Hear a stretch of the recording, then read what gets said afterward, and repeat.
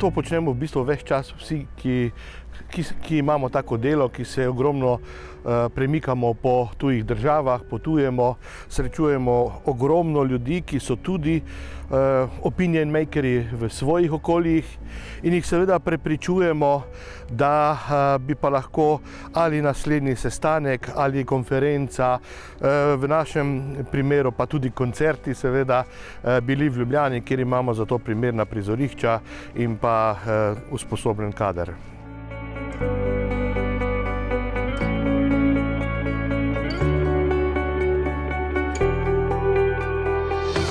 Ljubljana je znana kot kulturna prestolnica. Pa ne samo Ljubljana, imamo tudi druge kulturne centre, kot je na primer SNG Maribor, pa seveda ostala gledališča. Ravno na tem področju smo naredili v zadnjih letih izjemen preboj. V Slovenijo oziroma v Ljubljano na naš festival hodijo vsi največji zvezdniki in ansambli. Po drugi strani pa je ogromno vrhunskih umetnikov, ki so sedaj v najboljši formi dela v različnih mednarodnih orkestrih in kulturnih organizacijah.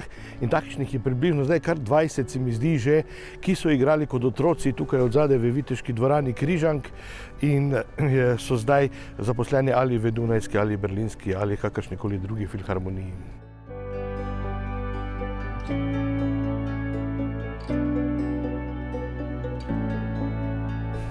Prav gotovo več kot kakšni tviti.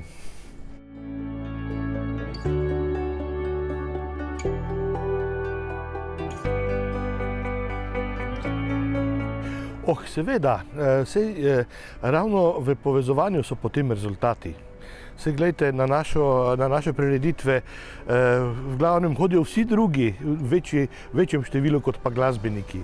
Torej, vsekakor.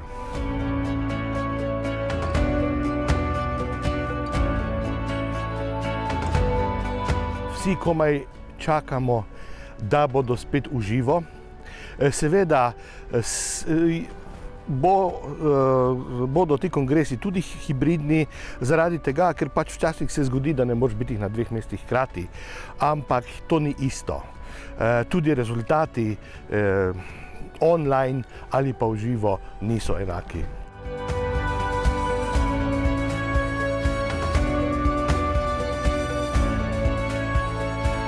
V tem direktnem stiku, v možnosti dialoga in pa seveda, veste, človeka bolje začutiš v ravno tem neposrednem stiku, kakor pa na ekranu. In ravno za velike stvari je potrebno to zaupanje, ki ga lahko dobite samo v osebnem stiku.